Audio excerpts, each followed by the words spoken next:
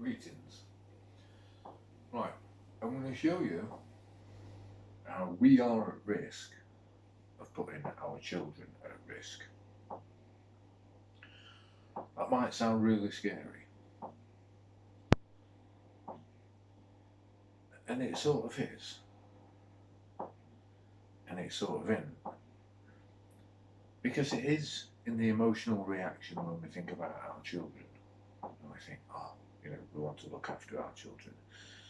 And it isn't scary because we already have, as adults, a lot of experience, life experience, and our awareness, we can use that experience to reflect and make things better instead of falling into the same traps that maybe generations before have fell into. Okay, good. So, here we go. The systems that we're putting in place are restricting our children's freedom, the life experience. So, here we have one child, right? It's one for your child, whether it's a school, it's a similar sort of thing. So we have love, we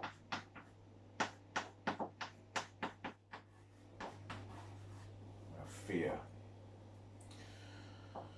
Through love and caring and wanting to look after our children, we put supportive measures in place to protect, right?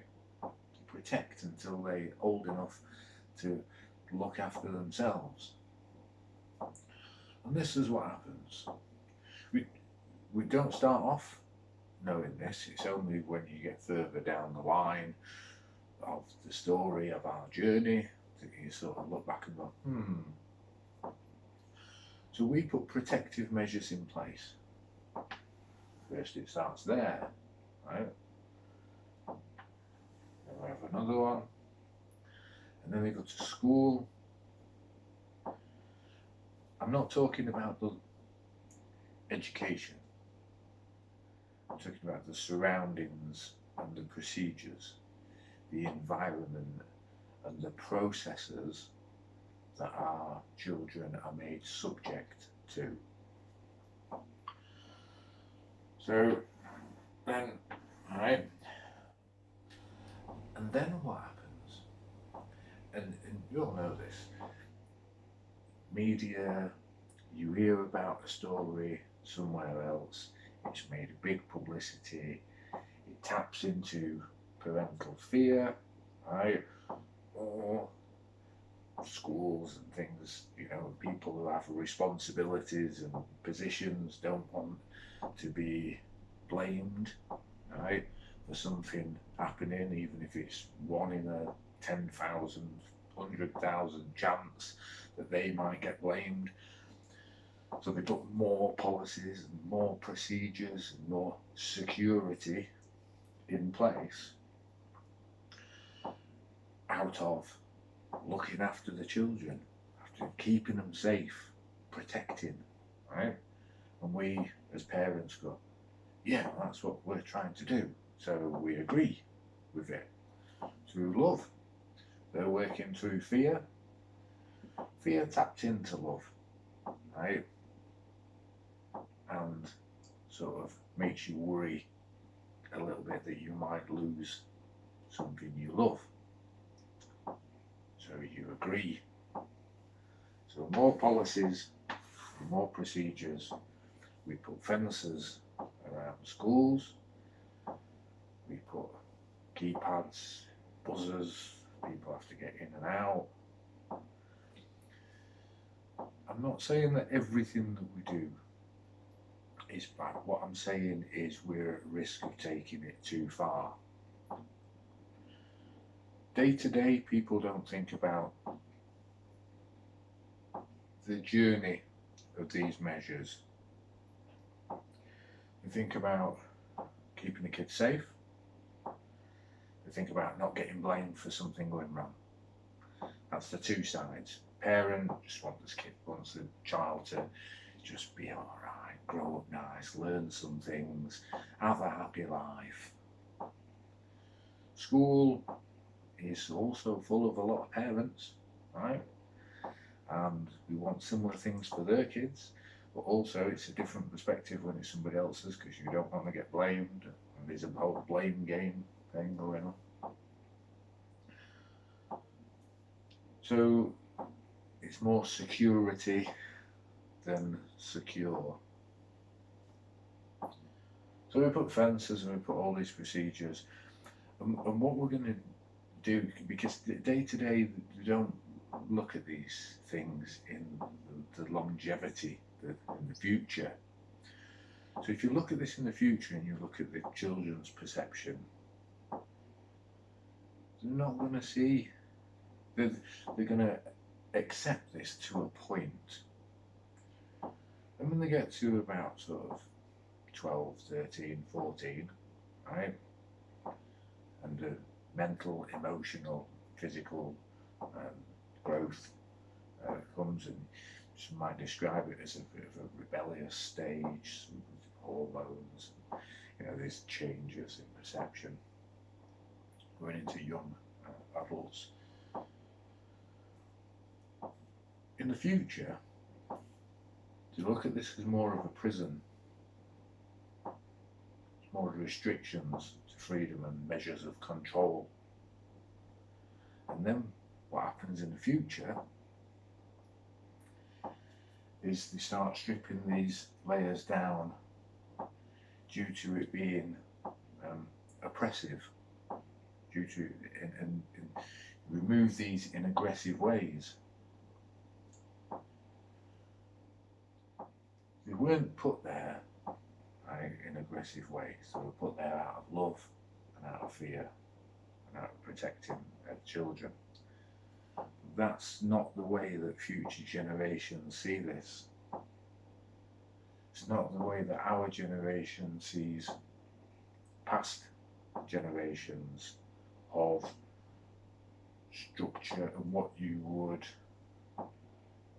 possibly describe as dictatorships. Dictatorships is where you don't have a choice. Right? People value the choice. If you don't have a choice, you're just following a process. Process is another dictatorship. It's saying that when this happens, this happens. When somebody tells you this, you do it.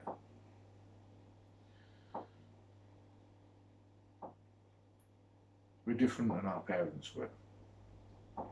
Parents were slightly different than they were, but they grew up within a particular structure and being told, and you have to look to build something that our children will thank you for. You have to shed some of your fear,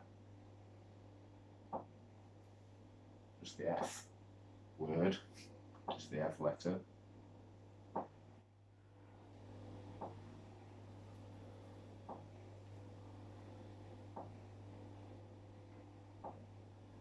Modify, move your love, to learn, keep your ear to the ground, pay attention, alright? And remove these barriers that will be seen as prisons, as prison bars. That's what these represent to the children of the future. And change them. Change that as the focus, right? So put in barriers, right? And give them the tools to manage life, to manage emotional and mental, physical life. You ask people with life experience and they'll tell you that bad things happen sometimes. Overprotection can be as damaging as not the right protection, as not enough.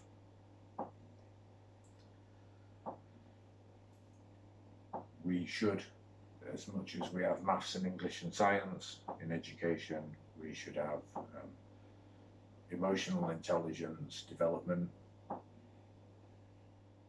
We should have knowing yourself, learning about human behaviour, right?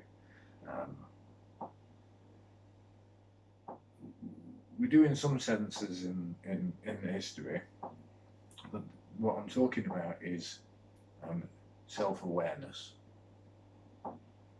If we put enough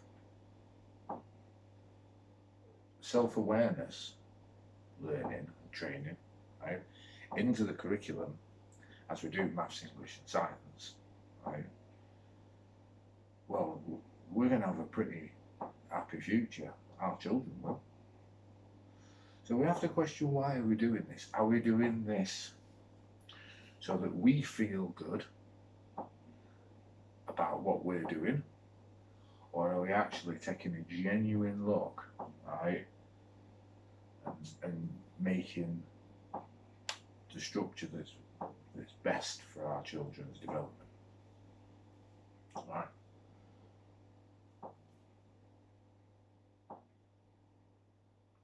They won't thank us for putting too much process, too many procedures, and too much red tape, right?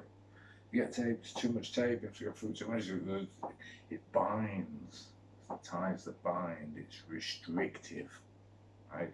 You have to cut a lot of the red tape, the processes. You have to give children the freedom to learn about life and to make mistakes. This is what the N is. You keep the ear to the L from love, and you add number 5, November, N for November, right?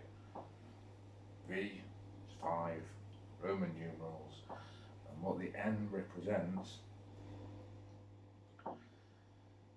is the journey that you take to learn,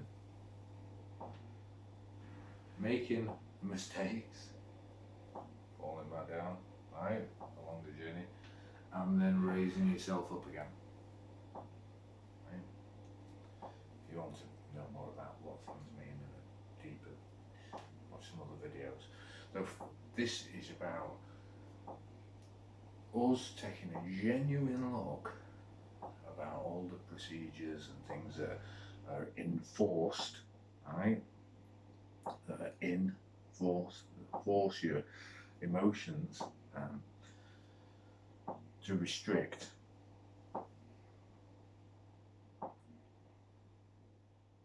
You take a genuine look at it, an honest, open look. Schools have the same.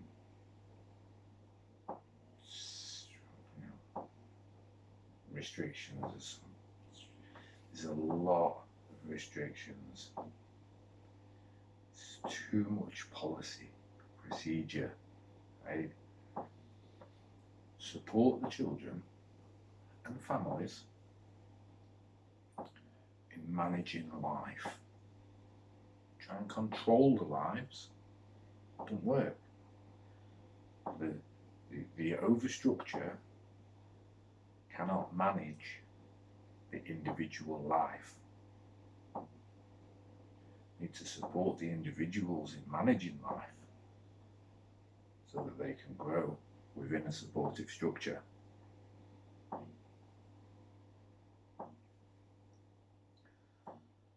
Happy child, happy family, happy community, happy county, country, world.